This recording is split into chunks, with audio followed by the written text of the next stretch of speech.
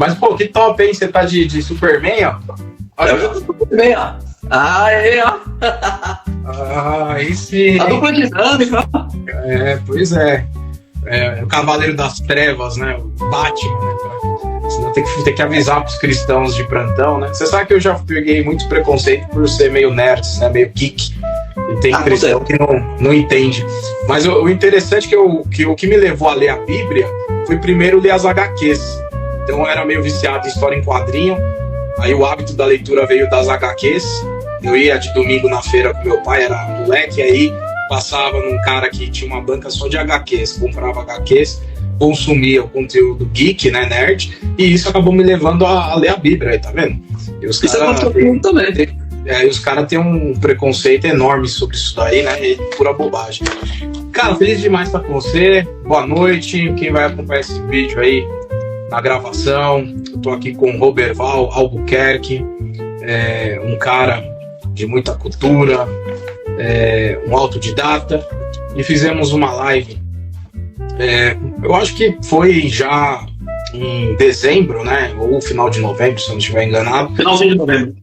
Finalzinho de novembro, sobre política, e Robert Valls falou que deu uma repercutida legal aí com o pessoal aí, a sua galera, e resolvemos fazer uma parte 2, mas hoje fazendo um paralelo, política e o universo nerd, né, geek, que, pô, eu gosto, você gosta, e aí a gente separou alguma coisa, e bora lá então comentar com a galera, quem gosta desse universo e gosta também de política, de questões mais sérias, né, vai curtir, né?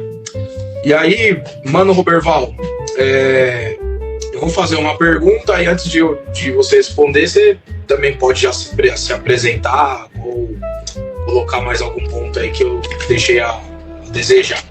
Mas a pergunta que eu ia te fazer, meu nobre, é qual personagem da ficção então você vê como o melhor estrategista político e o porquê, né? Fazendo um paralelo entre política e universo HQ e universo nerd, vamos dizer assim. E é isso aí. Comente aí e vamos nessa prosa, nesses 2 dedos de prosa. Vamos lá. É um prazer também estar mais uma vez com o Nobre, falando um pouco desse universo de política, universo geek, que eu gosto bastante também.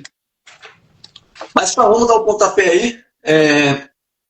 Cara, eu acho que tem vários personagens, principalmente vilões, né? Eu acho que os vilões são os principais estrategistas do universo geek, né? Não tem como, desde o Lex Luthor, Coringa, do universo Star Wars. Então tem muito personagem que tem essa pegada de estrategista, porque é assim, incrivelmente é assim que às vezes eles conseguem vencer os bonzinhos, né? Os heróis.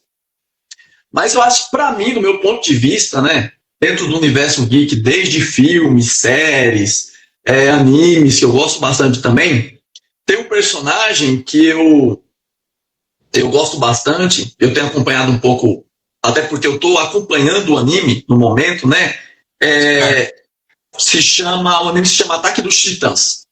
E tem um personagem que é o pai do personagem principal. E à medida que você vai vendo o anime, você vai percebendo que o cara montou uma estratégia inteira em torno do filho para que o filho seja o personagem principal. Só que o que chama atenção é que ele fez uma projeção de décadas. Então, para mim, é praticamente impossível você criar um plano, né? E esse plano dá exatamente certo em questões de décadas. Tem muita coisa para acontecer que acontece na vida, né? E a gente sabe que é ficção e tudo isso, mas para mim o melhor estrategista. Até porque quando o pai desse personagem começa, vai se desenrolando a história da vida dele, ele faz parte de uma resistência. Então ele entra, né, meio que ali camuflado para tentar derrubar um regime. Então o cara é um revolucionário, na verdade, né? Então ele cria um plano para colocar o filho dele como personagem principal no enredo, e esse enredo está se desenrolando no anime. O anime acabou já, mas eu ainda estou acompanhando.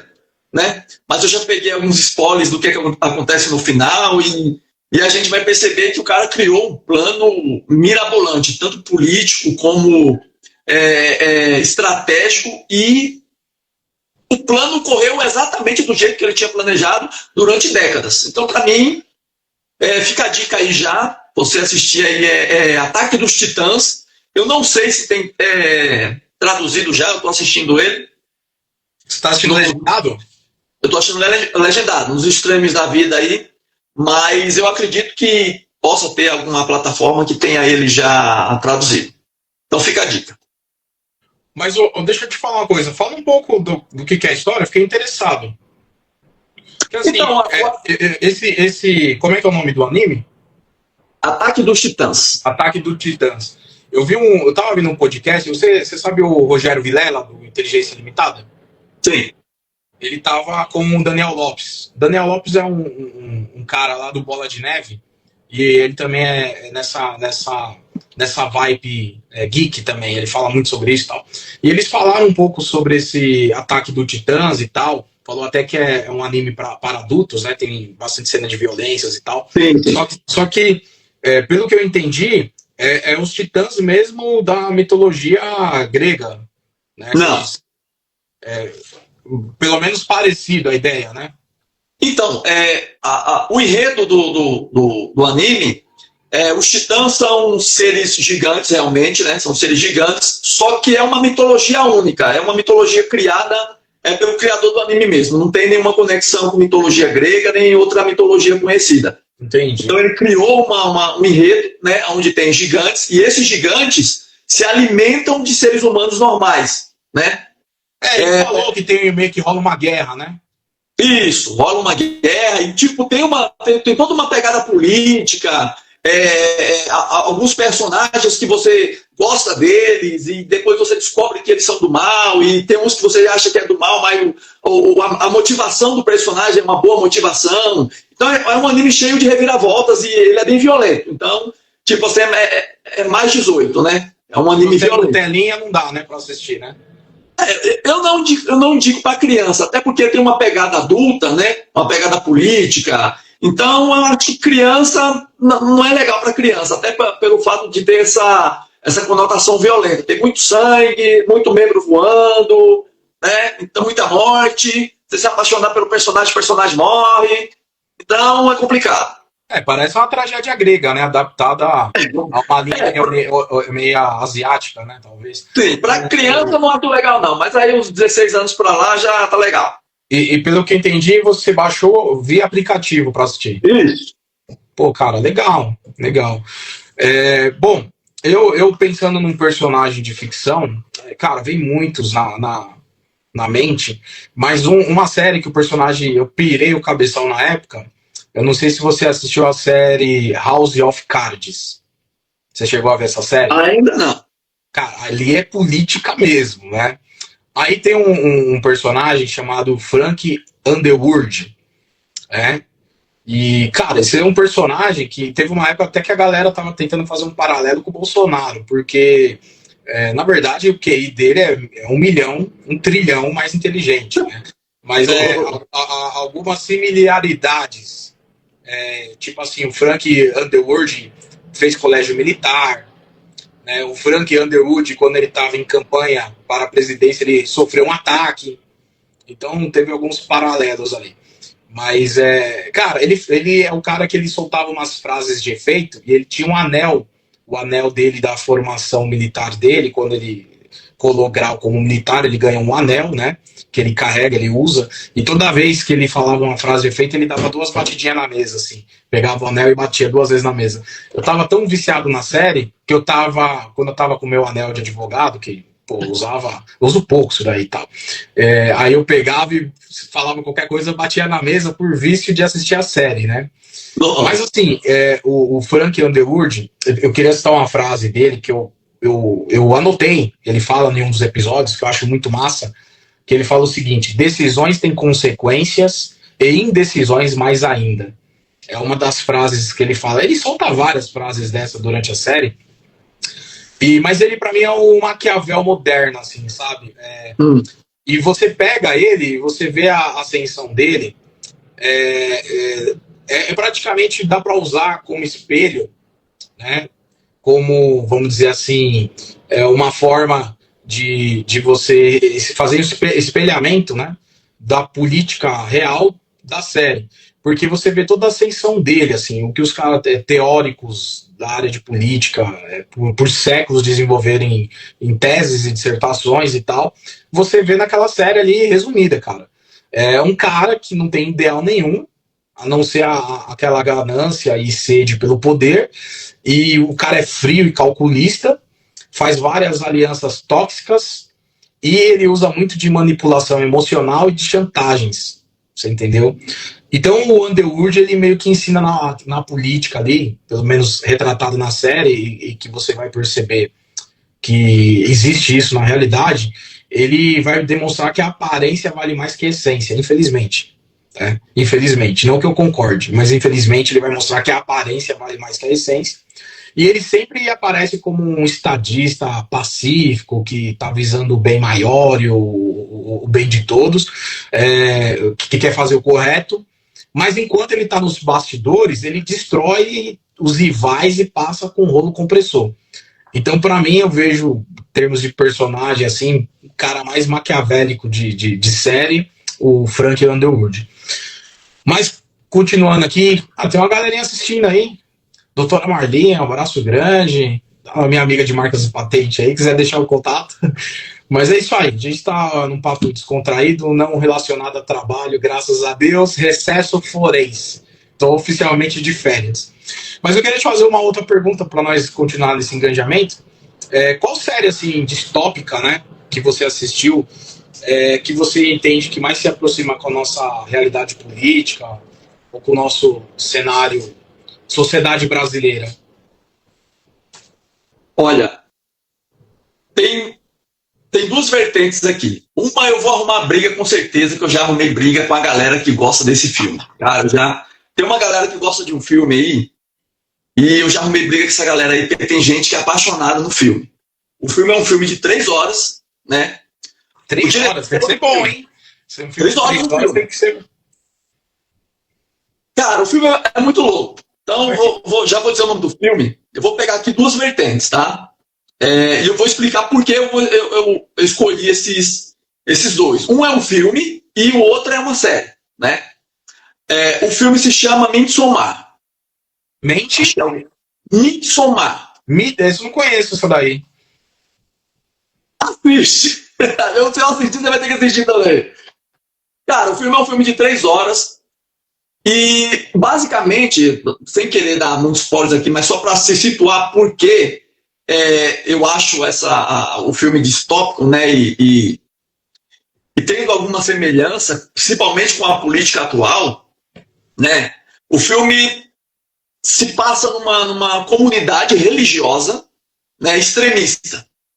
Certo. É uma comunidade religiosa extremista. Então, tipo, eles... Cara, acontece muita coisa louca no meio ali do filme. Coisas absurdas, aliás. Então, tipo, é um filme que ou você ama ou você odeia, cara. Eu odiei o filme. E aí eu falei isso num grupo de uma galera que é adepta de Midsommar, né? E eu falei, não gostei do filme. Tipo, tem umas partes lá sem pé e sem cabeça. E aí a galera tentou me explicar, né, o que significava e tal. Eu falei, não, tudo bem, eu entendi, mas eu não curti o filme, não me conectei com o filme. Mas uma coisa interessante é que no filme tem uma pegada religiosa muito extremista, né, que é do meu ponto de vista, é o que acontece hoje no Brasil em matéria de política, né?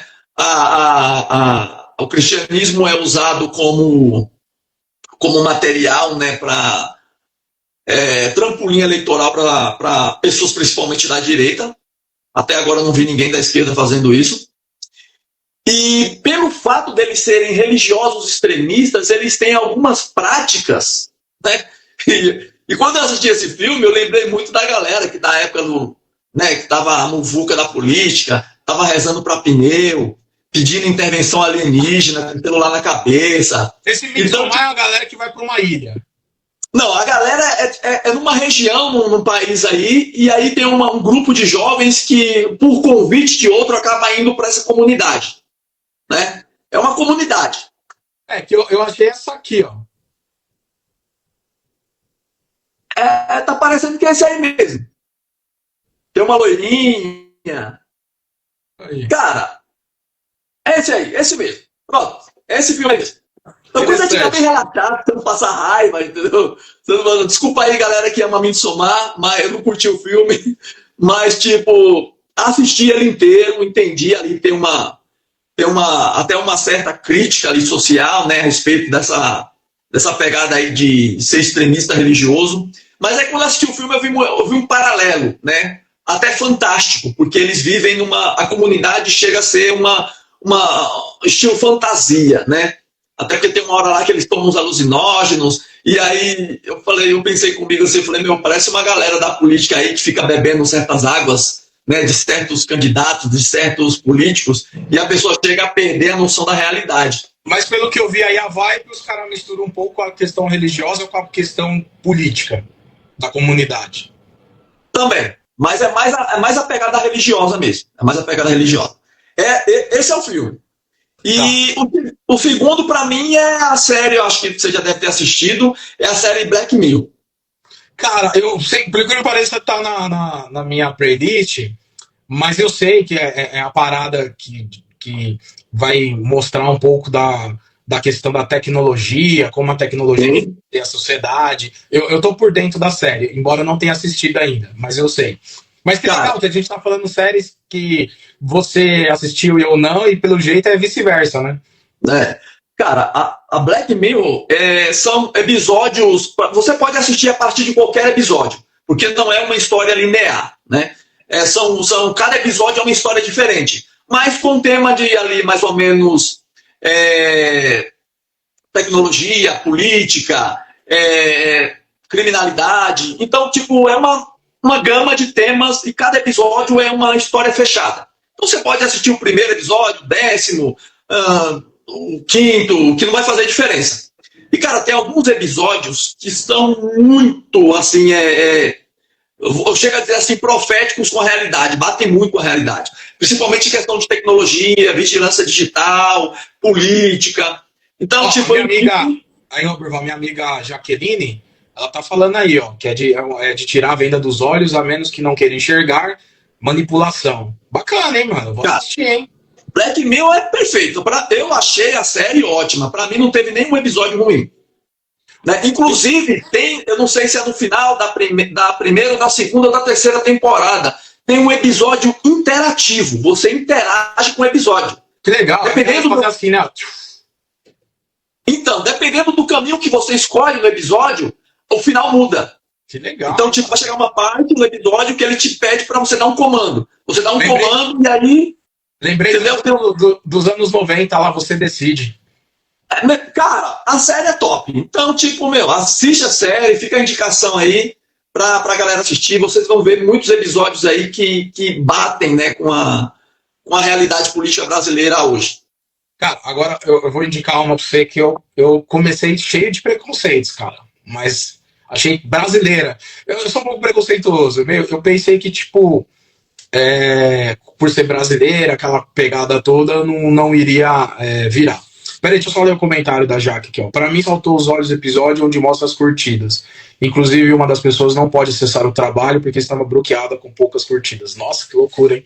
O mundo caminha pra isso, né? Mas, ó, a série que eu quero te indicar é essa aqui, parceiro. 3%. Tá na minha playlist. Cara, é muito massa. Assim, não vou dar spoiler nem nada, mas só, tipo, dando um panorama. Você tem 3% da população que mora no Mar Alto. Mar Alto é tipo, cara, a Ilha de Caras. Lembra disso daí? Quando tinha a revista Caras? Que os famosos iam de barquinho lá pra Ilha de Caras, né? E essa Ilha de Caras, depois eu descobri que era de um magnata do café lá de Minas Gerais, mano. Nunca ia imaginar. Descobri um dia desse coreano. Aí você tem 3% da população vivendo lá, sabe? E o resto da população mora, tipo, pensa na pior periferia do Rio. Tipo assim, Só que aí todo ano os caras recrutam jovens, aí os caras fazem uns testes meio não chega a ser round 6, né? Porque você sobrevive. Mas faz uns testes assim, meio de tipo, meio aleatório, para ver a sua capacidade. E aí seleciona jovens para ir lá para o Mar Alto viver na boa. Então você tem uma sociedade totalmente dividida socialmente, certo? Só que aí, como tudo na vida, tem a corrupção, tem uns esquemas, tem cara que consegue ir pro Mar Alto por outras razões e circunstâncias, tem cara lá no Mar Alto que tenta puxar familiar, é isso. E é a luta de classes, né? É a luta de classes, mas com a manipulação das classes. Ou seja, o cara para ascender a sua classe, sair da onde ele tá, ele depende de alguém que tá lá para puxar. E aí vai discutir muita questão da meritocracia. Até que ponto a pessoa escala socialmente por meritocracia? Interessante, eu gostei. Meu, a série é muito bacana. Por ser brasileira, assim, eu confesso, eu sou meio preconceituoso. Aí eu fui meio com o pé atrás, mas depois eu curti bastante. E eu ia passar também, já que falando dessas lutas de classes e tal, eu acho que você assistiu. O pessoal não gosta por causa do final. Mas a ideia, a pegada não é o final, a ideia é a reflexão do filme. Né? Que é o Poço. Você assistiu o Poço? Assisti. Então, só pra galera que não assistiu se situar, é um filme espanhol, tava na plataforma de streaming lá da Netflix, tá? Então você tem uma torre vertical, né? Que você tem os elevadores e tal. E em cima, a briga seria a sociedade elitizada, porque você tem uma mesa com banquete, lá no primeiro andar a pessoa come, se farta, se esbarra de comer, e aí vai pro andar de baixo, a mesa, e vai descendo, e descendo, e descendo, até os andares inferiores, que é alta pobreza, um matando o outro para comer. E a galera não questiona o sistema. Por quê? Vez de outro, o cara tá lá nos andares inferiores, de repente um dia ele aparece no andar superior, aleatoriamente. Aí ele fala, pô, hoje é meu dia, vou curtir aqui e tal. Mas aí no outro ele aparece lá nos inferiores. E ninguém questiona o sistema, apenas tenta subir para usufruir dele. Aí Paulo Freire tem uma frase que eu acho muito massa, que Paulo Freire ele fala assim, o sonho do oprimido é se tornar um opressor. É mais ou menos a pegada do cara. E lógico, é um filme de ficção, né? Que os caras estavam questionando como é que o elevador flutua, né? Tipo imã, né? Uma parada de imã, né? Porque ele não tá preso em lugar nenhum, né? Mas o elevador sobe e desce, não tá preso em lugar nenhum. Mas pouco importa. O insight do filme é a questão de ter um sistema que ninguém questiona. Eu acho que isso, confrontando com a realidade, é muito interessante. Vamos caminhar aqui. Vamos lá. Coloca na lista já, que é bom esse filme. Vamos lá. Detalhe. Vou citar só superficialmente. Esse aqui você conhece, né? É o Walking Dead, meu. É o clássico já virou clássico. Esse aqui né? É o Rick. O The Walking Dead, para mim também, você consegue fazer um paralelo com a realidade. Em que sentido? Porque no The Walking Dead, por conta do cenário apocalíptico, zumbi para todo que é lado e tal, meio que a galera começa a naturalizar a injustiça. E essa série é legal para você, até numa classe, assim, uma turma de operadores de direito e tal, acadêmicos de direito, questionar isso. Até que ponto o estado de necessidade valida a injustiça? É uma discussão massa. É mais ou menos aquela pegada, tá? Para sobreviver, eu vou matar e vou praticar o canibalismo. Até que ponto isso valida a injustiça ou não? São discussões aí.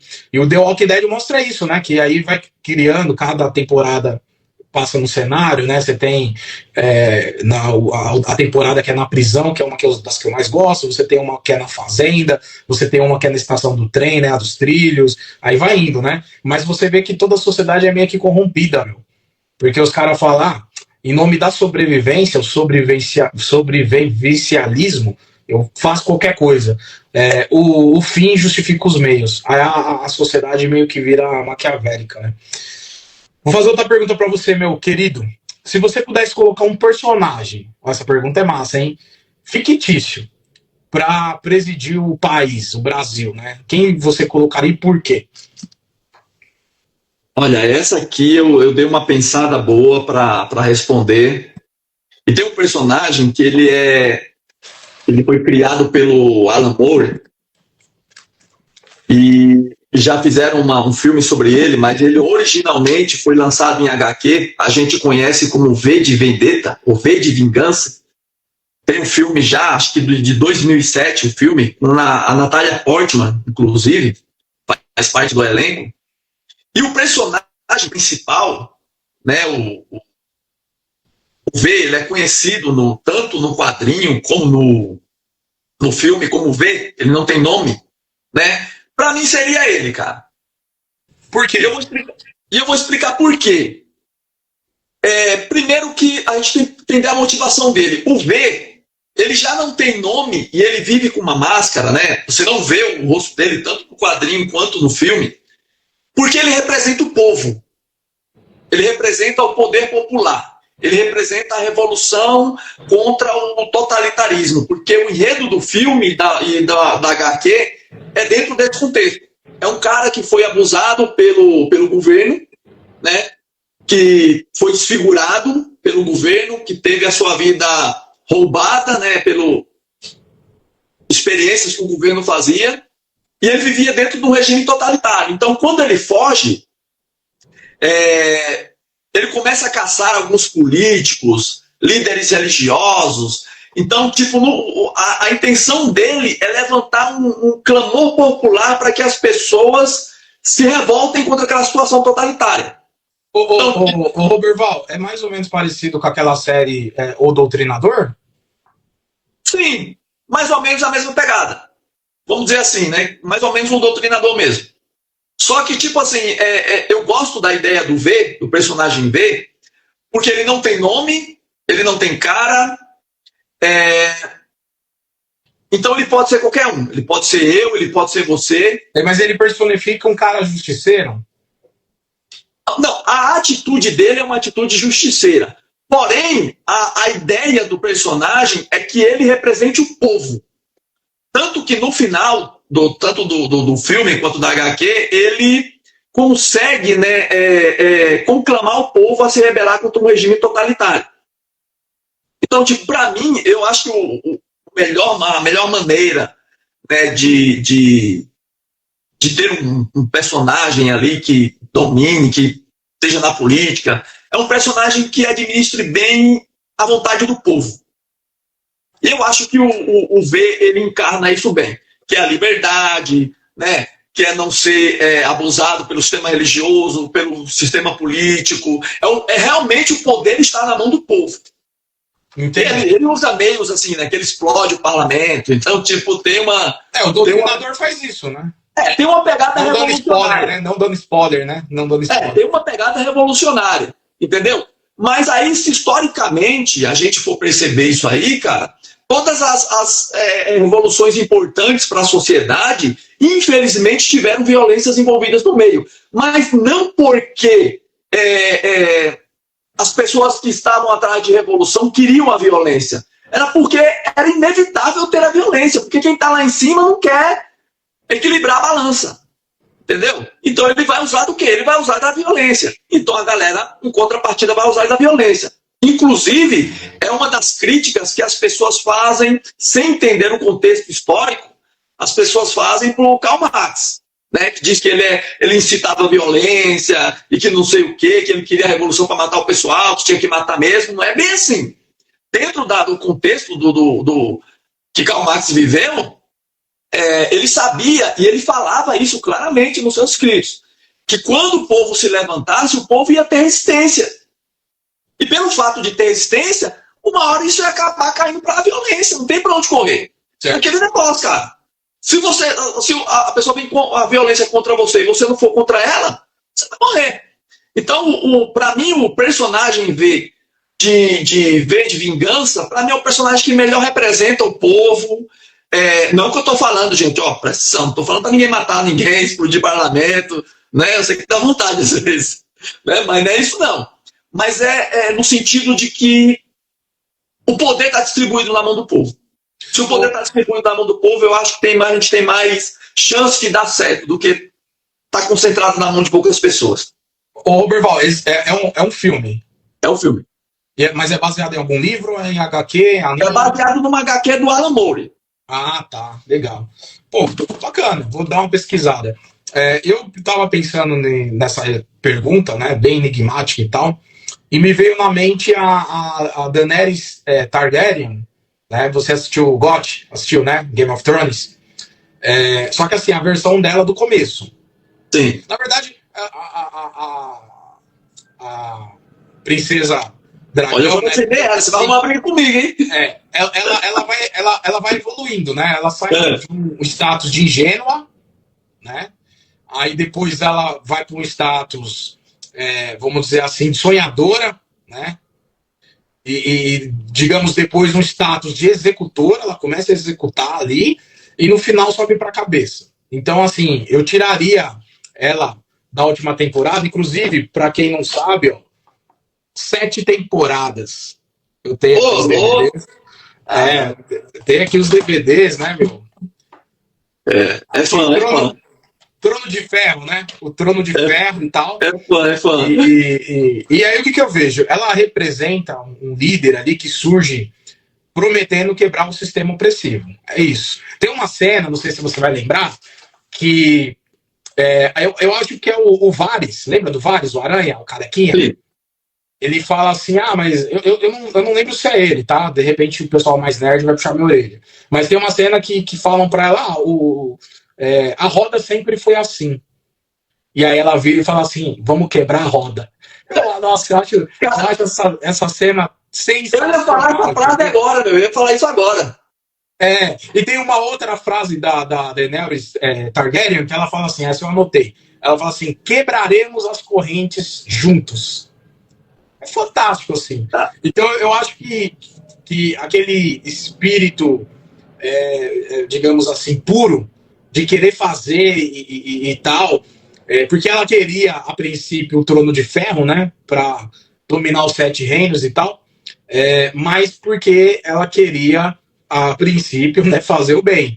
Aí lá no meio das tantas da série, a gente vê que meio que sobe a cabeça. E aí a minha segunda opção seria o Jon Snow, né? Que aqui pra nós, né, não dando spoiler, o que fizeram no final com o Jon Snow, pelo amor de Deus, né? É triste. Infelizmente. É bem complicado. Mas qual filme ou série, Roberval, que você acha que acertou assim, em cheio, para prever assim, a tendência política e social que a gente vive hoje? Eu vou ter que voltar para Black Mirror de novo, cara. Eu acho que. A questão da tecnologia acertou em cheio, né? Cara, inclusive, tem uma. E tem outra série também, que é uma. Tá na Netflix. Agora eu não lembro agora, mas são episódios de desenhos, aí tem computação gráfica. E tem uma pegada de. Já tá na 3ª temporada. Deixa eu só dar uma olhadinha, acho que I Love Robot, alguma coisa assim. Tem na Netflix. Ah, tá, eu já assisti já. Então, tem eles seguem um parâmetrozinho e tem uns episódios que são de uns robozinhos, né? Eu assisti esse, é muito bom. Então, você tá falando isso aqui, né? Isso, Love, Dead e Robots. E, cara, tipo, pra mim ali tem uma pegada, assim, política, porque os robôs estão vivendo num futuro onde a humanidade não existe mais, né? E aí, tipo, eles estão. Para os robôs é tipo um tour, né? Eles estão fazendo ali um tour na Terra e aí eles vão descobrindo algumas coisas que aconteceram com os humanos, né? Que os humanos acabaram esgotando os seus recursos naturais, né? Que os humanos entraram em guerra com eles mesmos e se mataram. Então, tipo, e é meio uma pegada cômica, porque, tipo, eles vão rindo, né? Eles descobrem, aí tem um crânio lá, eles tiram uma onda. E, cara, mesmo sendo uma coisa cômica, chama a atenção, porque isso pode ser o nosso futuro. Se a gente continuar do jeito que a gente continua. Pode ser o futuro da humanidade, acabar em guerra, a gente esgotar os recursos naturais, não saber administrar o que a gente tem, porque mesmo o planeta sendo gigantesco, a gente tendo muito recurso, uma hora acaba. né? A gente não tem como pegar recursos de outro planeta e trazer para cá. Pelo menos até agora não. Elon Musk está querendo fazer, né? Mas até agora a gente não tem. A gente tem que administrar o que a gente tem aqui, principalmente para as próximas gerações aí, 10 gerações para frente. E outro filme, acho que todo mundo conhece, né? Para mim a trilogia Matrix pega muito nisso aí. Eu gosto muito porque traz esse lado político, traz esse lado de controle. Então, acho que tem muita. Acho que quando Matrix foi lançado, né, ele teve um panorama muito grande da realidade mundial, tanto política como tecnológica. E para mim, o Neo representa aquela ânsia do ser humano de fazer as coisas darem certo, mesmo você estando preso dentro do sistema, né? E quando ele sai do sistema e aquilo que ele fazia dentro do sistema começa a dar certo, né, que é uma coisa interessante, e aí tem toda aquela revolução das máquinas e os inimigos se reúnem para acabar com ele, tem um em comum, que é o que sai do sistema, né? Olha só, é aquele que diz que saiu do sistema, mas o cara está dentro do sistema, né? De sair do sistema e vai livrar todo mundo, e ele começa a corromper toda uma estrutura, e aí você percebe que aquela estrutura foi criada para controlar os humanos, né? E você para e pensa assim, como é que a gente vai viver se essa estrutura acabar? Como é que será a nossa vida? Então, eu assisto Matrix e às vezes eu vejo algumas pessoas pensar assim, pô, se a gente acaba com o capitalismo, o que é que acontece? Ah, eu não gosto do socialismo, não gosto do capitalismo. E a gente vai inventar o quê? Entendeu? Cara, tem muito teórico político que tem teoria sobre isso. Né? Só dá uma pesquisadinha que a gente vai ver. Mas, cara, existia vida antes do capitalismo, antes do socialismo, que basicamente não é implantado em lugar nenhum, né? Mas existia vida, existia um sistema que funcionava. Né? E geralmente aquele que defende o sistema, ele vai falar assim, se acabar com o sistema morre todo mundo, é a destruição final, vai acabar com tudo. E não é bem assim, a vida ela acaba se reorganizando. É o que eu vejo em Matrix. Entendi. Matrix é um clássico aí, né? Eu pensei aqui quando você estava falando de recursos e tal, quando você estava falando da série Love, Death Robots, né? E é o episódio dos robozinhos lá e dos recursos naturais, né? Eu lembrei daquela série, tem a série e tem o filme. As duas são ambas interessantes. O Expresso do Amanhã, você assistiu? Assisti o filme. A série é boa também, cara. E só para situar a galera que vai assistir que não tem noção, é mais ou menos assim, tem um período pós-catástrofe no mundo, né? Um período apocalíptico e tal. Por condições climáticas congela tudo, né? E a humanidade ela sobrevive dentro de um trem, né? Esse trem, eu não lembro no filme, mas na série ele chama Snowpiercer, na série, o nome do trem e tal. E aí os ricos vivem na primeira classe e os pobres na última classe. Inclusive tem uma coisa no filme que não tem na série, que no filme eles comem barata, né? Na classe pobre, né? A classe que fica nos últimos vagões, né? E aí, o que acontece? A gente tem que pensar que o trem também tem recursos finitos, né? Limitados, né? E uma minoria consome a maior parte, a minoria consome a maior, e a maioria consome a menor, né? É isso que eu acho interessante, né? A maioria fica com a migalha, e isso é a realidade que eu vejo, né? Felizmente. Para o Brasil. Dentro disso tem um documentário muito massa na Netflix, que é Explicando. Aí ele é explicando e vem a temática. Né? Então, explicando o dinheiro. Aí vai falar sobre o dinheiro. Aí tem um lá que é o Explicando o Poder do Voto. É muito interessante, mostrando como o sistema ele pode se perpetuar de uma forma injusta, né?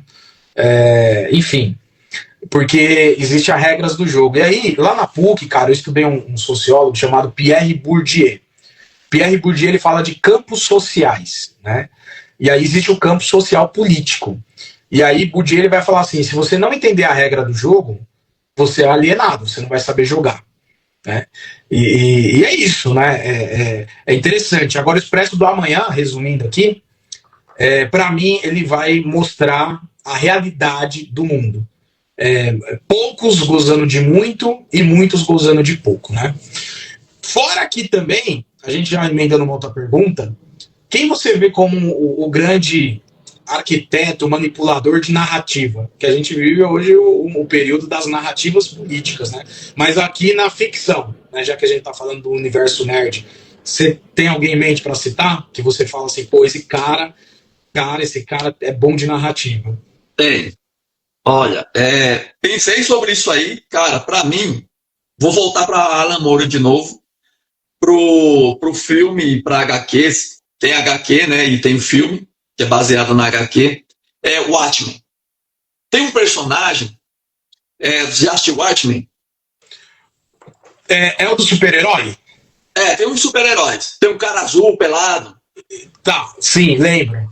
Então, tem um personagem que o personagem, tanto que ele é conhecido no filme como o homem mais inteligente do mundo, né?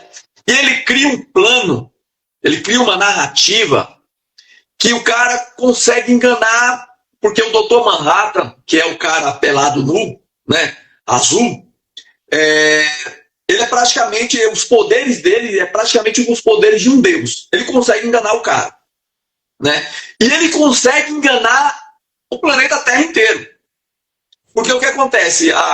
O pano de fundo do filme e da HQ é sobre os Estados Unidos numa tensão militar com a Rússia, né, com a União Soviética, mais ou menos nessa época. E eles estão na iminência de uma guerra nuclear.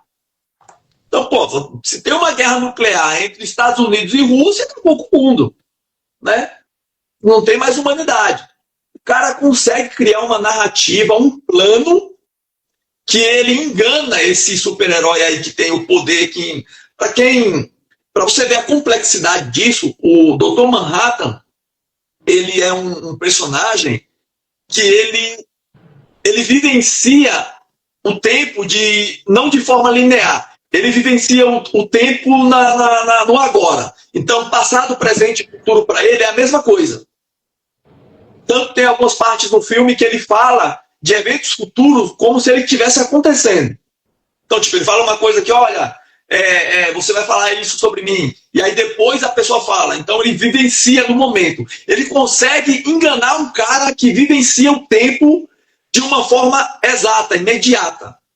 Então o cara é muito inteligente, né? E ele, basicamente, ele faz o quê? Ele cria uma narrativa porque ele percebe que ele precisa acabar com as tensões militares entre Estados Unidos e Rússia. E o plano dele é o seguinte, infelizmente vou ter que explicar o plano para quem não assistiu, mas assiste, o filme é bom. Não tem spoiler aí. Não tem só isso no filme, ó, spoiler. Vou ter que dar spoiler, não aguento. Para explicar a complexidade da situação. Ele simula, né, o poder desse personagem aí, o Dr. Manhattan, e ele mata milhões de pessoas numa explosão. Milhões de pessoas. E a ideia dele é o quê? Unir a humanidade pelo medo, né? Para que as pessoas tenham medo do Dr. Manhattan e assim elas parem de ter essas tensões militares. E aí vai se unir Estados Unidos e Rússia contra um inimigo em comum. Então o pensamento dela é o seguinte, pô, eu vou matar milhares, mas eu vou salvar bilhões. E aí tem uma fala dele no filme, que tem outro personagem que quando descobre o plano, que o pessoal só descobre o plano depois que o plano acontece, né? Inclusive o personagem que sabia de tudo ao mesmo tempo, o Dr. Manhattan, e ele chega e ele fala assim, olha, eu não matei milhões, eu salvei bilhões. Então na cabeça dele, os fins justificavam os meios. Olha, esses milhões aí não importam, o que importam foi o que eu fiz, salvei bilhões. A guerra nuclear ia acabar com a vida na Terra. Eu sacrifiquei alguns milhões para salvar outros bilhões. E aí tem uma pegada moral ali, né? Um personagem que fica ali, não, mas você não podia ter feito isso, podia ter outro meio e tal. E aí ele fala assim, não tinha outro meio, o meio era esse. Você me faz lembrar isso daí, É o filme que saiu recente, né? O Casa Dinamite. Já assistiu? Casa Dinamite? Não. É, o Casa Dinamite é muito bom, cara. É o seguinte: o filme começa, joga uma bomba nuclear que vai cair em um dos Estados Unidos da América. E aí mostra qual que é os procedimentos que deve ser feito numa situação como essa e como que o presidente, o que ele tem que levar em consideração para tomar uma decisão de contra-atacar com uma outra bomba nuclear. É muito, muito doido, cara. E assim, só que o que acontece em minutos na vida real, no filme os caras transformaram minutos em 2 horas. Que eles vão mostrando todas as perspectivas, né? Mas é muito legal. Mas eu não sei se eu te interrompi, se você concluiu essa parte que você tá falando.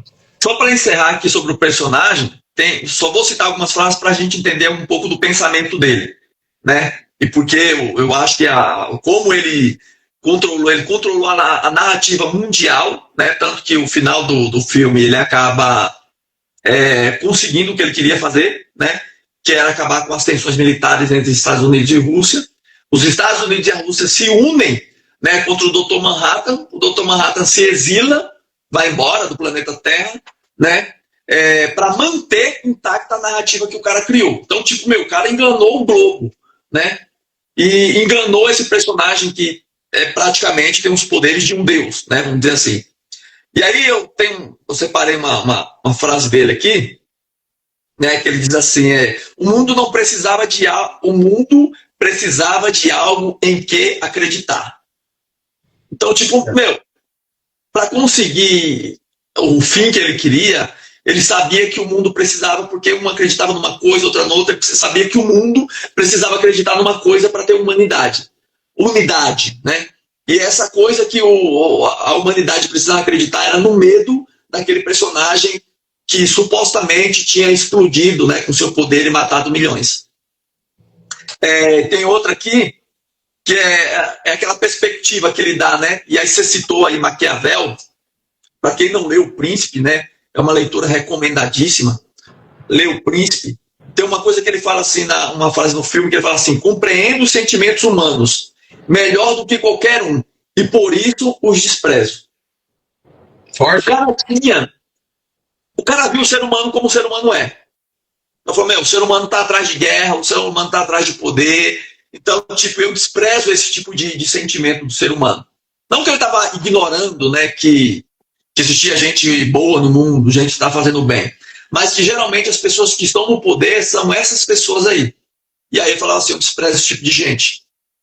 E em cima disso ele elabora o plano dele, né? Como eu desprezo esses sentimentos delas, eu sei quem as pessoas são, né, por trás da máscara, do verniz. Então eu vou criar um plano aqui para acabar com essa guerra. E o plano é matando milhões. Então, para mim, o estrategista principal aí de narrativa, né, o cara que conseguiu enganar um deus e o globo, o nome dele, aliás, é Adrian Verdit, conhecido como Ozymandias.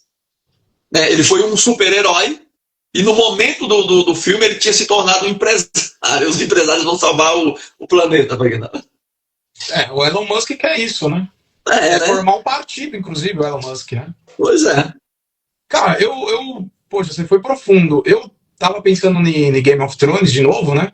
2 personagens lá que eu vejo que manipula bem a narrativa, né? Um é o que tem o nome dele, é meio difícil de pronunciar, mas ele é conhecido como o Mindinho. Mindinho. E o Mindinho, cara, ele, pra quem não conhece a série tem as grandes casas, né, as casas reais, né, e o Mindinho ele começa a jogar uma contra a outra, manipulando, que ele tem um bordel na cidade, né, lembra disso? E aí as garotas do bordel descobrem segredos e ele usa esses segredos para criar narrativas e manipular as pessoas jogando umas contra as outras, né? E nisso daí ele casa com a filha do Stark, né? O Stark é da grande casa Stark, que é do norte, né? Da onde veio o Jon Snow, o bastardo. E ele consegue casar com a filha do Stark. E aí ele tem uma frase, não sei se você vai lembrar, que ele fala assim: o caos não é um poço, né? É uma escada e cabe a nós decidir quem sobe essa escada. Então ele meio que tem essa proposta que no caos se gera-se oportunidade, né? Tem uma escada que se sobe e cabe a nós decidir quem vai subir. E ele tem meio que um rival, entre aspas, que é o Varys, né, o Aranha. O Aranha, mesmo modus operandi, tem seus espiões, né, só que aí já é fora do continente, né. E eu vejo que, comparando, fazendo uma analogia com o mundo nosso hoje, é o que nós vivemos hoje com as fake news, né, as teorias conspiratórias, as narrativas fabricadas, né. Então eu acho que é meio por aí. E um outro que eu quero recomendar, um documentário, né, Como se tornar um tirano. Você assistiu esse daí? Não conheço, mas já vai para a lista também. Muito bom. Tem a sequência, Como se tornar o líder de uma seita. Isso é muito bom. Pô, louco. Ele estuda os principais, no caso, Como se tornar tirano, estuda os principais tiranos, extraindo as lições de como eles tiveram a sua ascensão ao poder. Né? Então mostra como líderes autoritários, né, usavam várias táticas, né? Mas geralmente a maioria deles criavam um inimigo imaginário, espalhava o fake news do caos e se apresentava como o salvador da pátria, né? Mais ou menos assim. Então, sobre narrativa, eu acho que é isso que eu queria comentar. Mas, seguindo aqui, qual obra geek, né, nerd, que faz uma crítica mais eficaz ao autoritarismo, que você poderia dizer assim, o que mostra o autoritarismo, né, que você poderia citar aí pra gente? Vou deixar aqui Alan Moore, né, como referência. Para mim é o autor assim de crítica social. Acho que todas as obras dele, inclusive ele teve geralmente ele está envolvido em algum tipo de polêmica, né, porque realmente nos fazem pensar. Ele é o criador de 300, V de Vingança, Watchman. Então, tipo, se você puder ler, né, eu acho que a HQ é bem mais rica, né, do que o filme. O filme é uma adaptação da HQ. Tá à venda na Amazon. Não é muito barato, até porque é não é muito acessível, vamos dizer assim, né, para a população comum. Mas tem sites por aí que você consegue ler a HQ, e eu acho uma crítica legal. Sempre teve essa pegada da crítica dentro da arte. E eu acho que para a galera que gosta e também é acessível, os X-Men sempre teve uma crítica social bem forte. Então, se você não puder ler V de Vingança, eu não sei como tá os X-Men hoje em dia, não acompanho mais. Tem alguns anos que eu não acompanho, mas na época que eu acompanhava lá no meados da década de 90, início ali dos anos 2000, até 2010, né, eu gostava bastante, até porque os X-Men foram criados nesse cenário, né? É uma crítica social, e aí você vai ver que trata de questões como racismo, trata de questões ali separatistas. Então, para mim, foi uma referência. Eu acho que eu tive um choque de realidade na minha infância sobre a vida, né, lendo X-Men, né, que eles eram excluídos da sociedade por serem diferentes, né, alguns tinham poderes. Tem um personagem que eu acho icônico, né, dentro dos X-Men, que é a Mística, que é um personagem que tem a capacidade de se transformar em qualquer pessoa, né. E tem uma parte, tanto ela falou isso na HQ, e tem uma parte no filme que ela falou para ela assim, olha, por que você não fica com uma aparência normal? Porque ela tinha o poder de se transformar e ficar para sempre numa aparência que ela quisesse, né? E aí perguntou para ela, por que você não fica normal? Porque a aparência natural dela é toda azul, a pele dela é meio escamosa, né? E aí ela fala assim, porque essa não é minha verdadeira natureza. Não sou eu. Quando eu me transformo em outra pessoa, eu estou disfarçado, né? E para mim isso foi impactante, porque mostra que mesmo com algumas dificuldades, né, mesmo a sociedade falando que você tem que ser assim, tem que ser daquele jeito, ditando regra, né, você ser quem você é importante. Então eu acho, para mim, X-Men é um ícone dentro da cultura geek. Eu pensando em autoritarismo político e pensando em uma dica do universo geek, né, nerd, me vem essa aqui em mente, essa série, não tem como, né? Ah, Essa aqui não tem como, né, claro, claro. pensar. Só que assim, o grande insight que eu queria passar para a galera é que o pessoal pensa que o Darth Vader é o grande vilão da série, né? E na verdade, para mim, é o Palpatine que é o grande vilão, né? O Ele imperador, mesmo. aquele tiozão lá com o capuz e tal. Ele mesmo. Mas a série, ela é interessante que ela mostra exatamente como nasce o autoritarismo, né? A saga nos mostra passo a passo como uma democracia vira ditadura. Por quê? Eu até coloquei aqui. Primeiro vem o medo, né? Ameaça separatista, né? Depois, concentração de poder, né?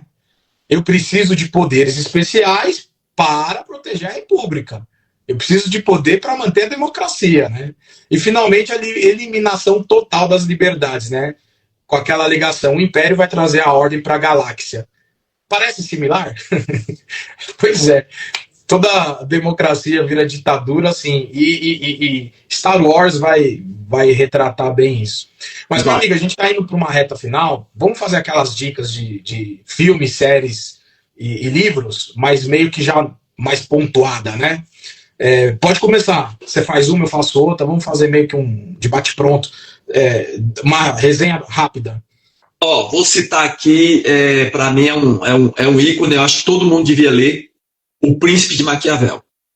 Né? É um livro com uma linguagem um pouco arcaica, mas você vai encontrar algumas traduções, algumas edições que tem uma linguagem mais acessível para você que tem alguma dificuldade, né? Não ficar batendo cabeça com algumas linguagens do livro. Então, dá uma lida no Príncipe, e para mim, para você ter um panorama da visão de como funciona a política, relações humanas, o Príncipe para mim é perfeito. Maravilha, mandar um abraço aí, Alencar, João Marcos, Thiago, tá aí ele é o sobrinho, Shalom, meu amigo, a gente tava no papo nerd hoje aqui. Mas vamos lá, eu quero vou deixar dois documentários então, vou deixar o Democracia em Vertigem, vai mostrar aqueles bastidores lá do impeachment da Dilma Rousseff, bem interessante, e da mesma produtora, você tem agora mais recente o Apocalipse nos Trópicos, que vai mostrar esse discurso de fim dos tempos, esse discurso meio na política brasileira, meio messiânica, né? Misturando a questão política com a questão apocalíptica, né? Então esses dois documentários são bem interessantes. Vai, você de novo. Vou deixar outro livro. A Arte da Guerra de Sun Tzu. Bom.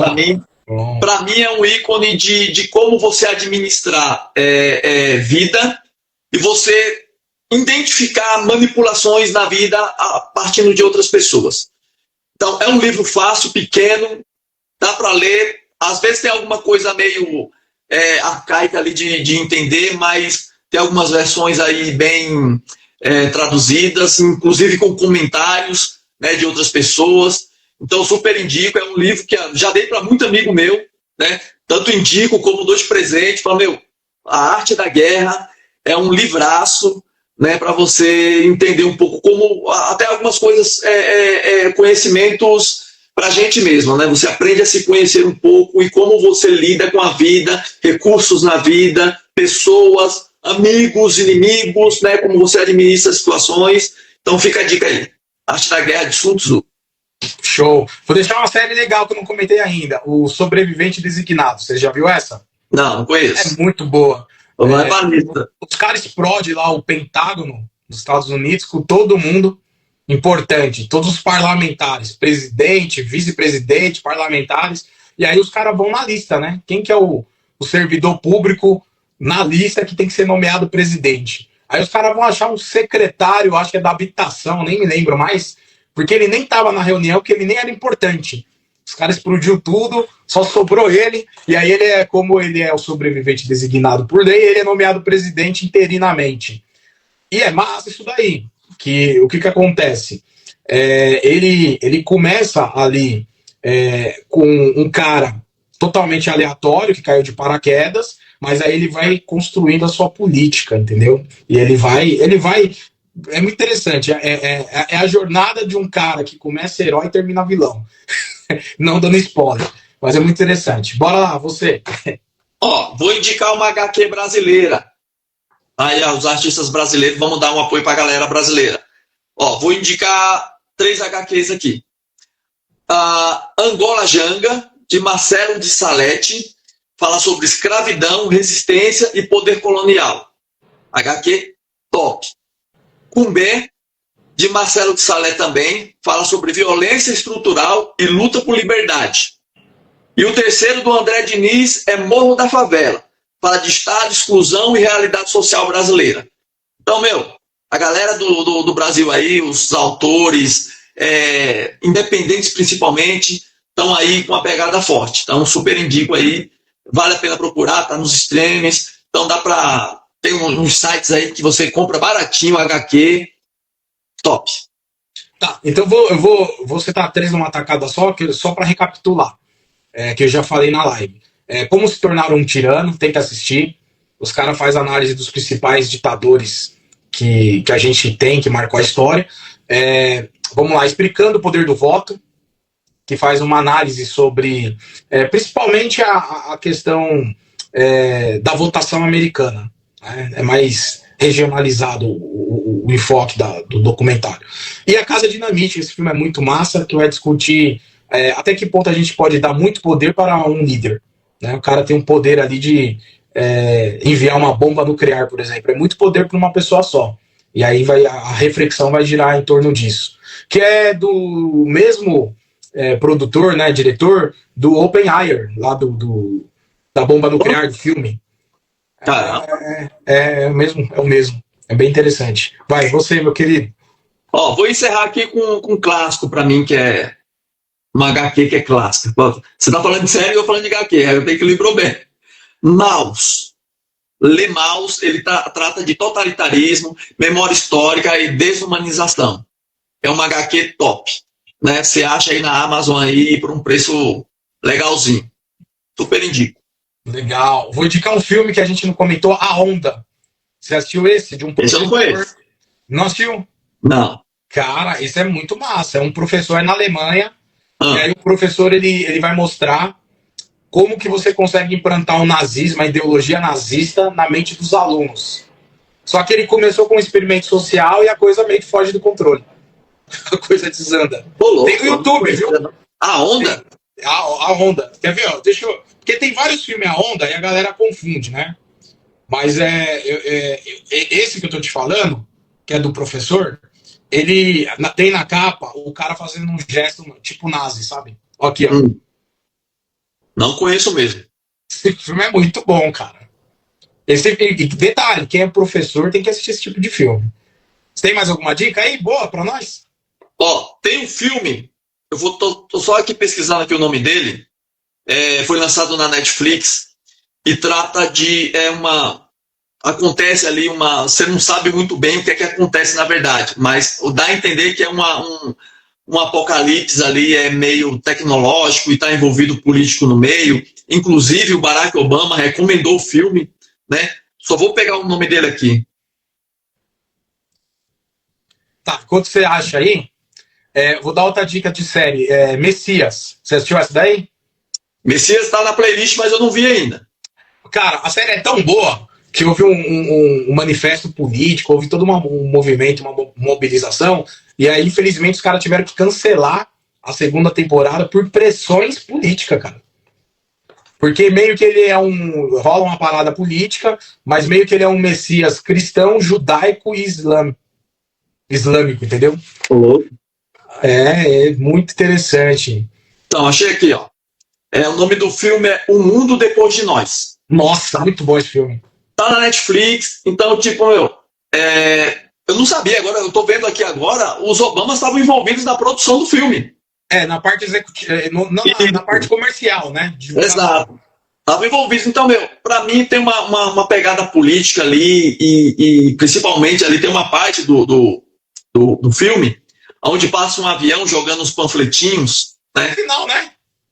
Quase no final já. Quase no final. E aí, tipo, você não sabe, porque a ideia parece que é o próprio Estados Unidos que estão atacando os Estados Unidos. Mas aí eles tentam fazer que as pessoas pensem que é a China. Aí eles descobrem que não é nem os Estados Unidos, nem a China, é a Rússia. E aí você fica perdido dentro do filme, cara. É aquela coisa de você criar narrativa, né? Criar narrativa. Super indico o filme. Agora, eu acho que de filme e série eu indiquei bastante. Queria só passar alguns livros legais. Primeiro dois aqui, o cara tem que ler para ter uma base, né? Esse aqui é um, né? Esse aqui os clássicos da política, né? Francisco Peforte, né? O que acontece? Vai desde Maquiavel a Marx aqui, né?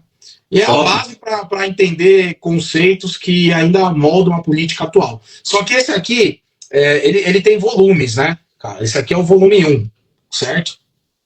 Ele tem, se eu não me engano, o volume 2. Aqui você vai ter Maquiavel, Hobbes, Locke, Montesquieu, Rousseau, por exemplo. Nossa. E esse eu comprei, cara, eu achei muito legal, cara. Um toque de Craspos. É um resumão, cara. Muito show. Aqui você vai ter Marx, Durkheim e Weber. Né? Karl Marx, Emile Durkheim e Max Weber. E o cara tem que ler isso aqui, meu. Mas eu não concordo com a ideologia. Pô, você tem que ler para discordar. Exatamente, tem que ter base. E aí uma vibe que eu tô estudando mais hoje, que é religião, só que aí eu tive a matéria religião e política com o Dr. Décio, aí eu tenho que indicar prêmio Jabuti do ano, cara, que é esse aqui. A Salvação da Pátria Amada. Religião e extrema-direita no Brasil. Cara, esse aqui, ó, prêmio Jabuti. Você que não sabe o que é o prêmio Jabuti, é o Oscar da literatura, e aqui foi na categoria acadêmica. Né? E aí o que vai trazer? Como que teve essa ascensão, né, da extrema-direita usando do discurso religioso, da narrativa religiosa. Tipo assim, nós contra eles. Entendeu? Nós, os bonzinhos, nós, os que estão na Bíblia, contra eles, né? É mais ou menos a pegada de falar, nós somos os novos judeus e eles são os filisteus. É mais ou menos isso. Já também na Amazon. Tem esse também organizado também pelo Dr. Décio, tá? Teologia do Domínio, né? Deus na Política. Que a teologia do domínio, ela vai estudar exatamente essa ideia de você misturar as coisas, né? Religião e política, mas você usar como um trampolim, né? Então, eu estou me comprometendo a estudar mais isso, eu acho importante. Você que está assistindo essa live, tem que entender um pouco mais, até um conceito bem simples, né? Teologia do domínio ou dominionismo. É um movimento cristão, geralmente, predominantemente da extrema-direita, que prega que os cristãos devem governar a sociedade aplicando a lei bíblica, predominantemente o Antigo Testamento, né? Em todas as esferas da vida, obviamente incluindo a política, né? E aí tem uma pegada lá, tem um livro do Sete Montes, você já viu esse livro? Sete Montes? Não é bem esse o nome, mas a ideia do livro é os Sete Montes do Poder. Deixa eu ver se eu acho aqui para compartilhar. Os Sete Montes do Poder, que vem dessa teologia do domínio, essa pegada que os cristãos têm que dominar ou escalar esses sete montes. O que seria esses sete montes? Esses sete montes são o seguinte: família, religião, educação, mídia, lazer, negócios e governo, né, que é a política. Então é essa ideia de que não, nós cristãos temos que escalar esses sete montes, temos que estar no cume desses sete montes, temos que dominar sobre esses sete montes. Aí vem a ideia da teologia de domínio. Nós estamos aqui para dominar. Nós temos que cristianizar o mundo. Só tem que ter cristão no mundo. E? É mais ou menos isso. Só tem que ter cristão no mundo. Cidadão é cristão. Isso. E aí, para isso, os caras dividiram em sete montes, né? Essas sete áreas segmentais da sociedade. Então, é interessante esse livro aqui, cara. Teologia do Domínio. E é isso. O que eu tinha de dica para dar isso. Você tem mais alguma aí legal? Para mim, essa aí fechou. Tá. Então faça as suas considerações finais. Acho que foi super produtiva a nossa live hoje.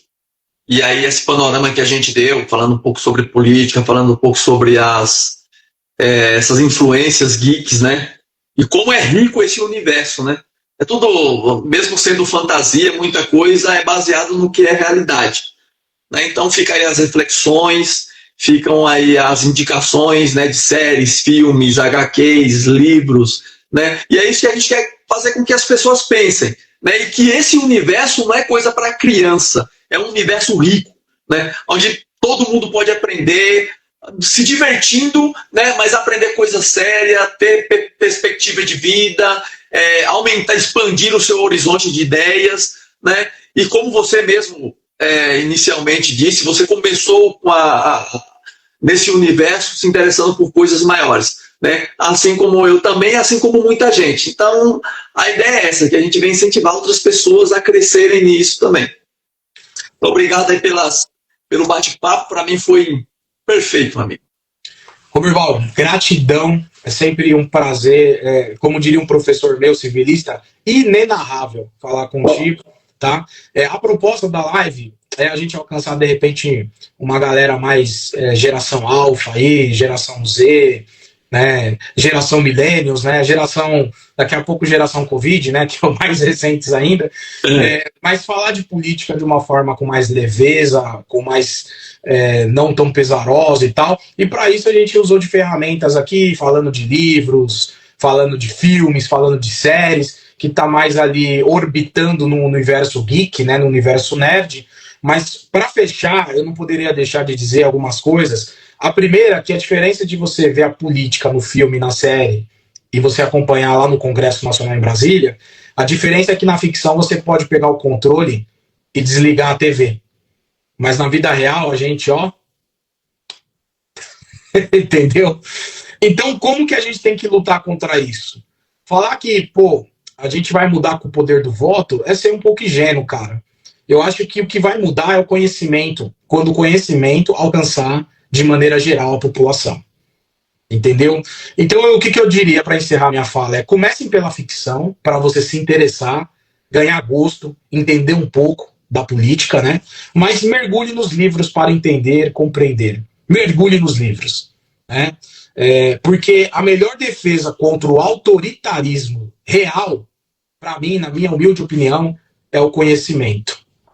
O conhecimento e a educação é o protesto contra o sistema. E é isso, quero encerrar aqui. Minha gratidão a quem acompanhou, quem deu uma passadinha, foi, voltou, quem vai assistir a gravação. Tamo junto, Roberval, de novo, minha gratidão. E é isso aí. Um forte abraço. E eu vou ver se eu consigo salvar agora aqui. Da outra vez deu uma bugada. Salva aí que ficou top. Vamos salvar. Tamo junto, meu irmão. Abraço. Tamo junto. Até mais.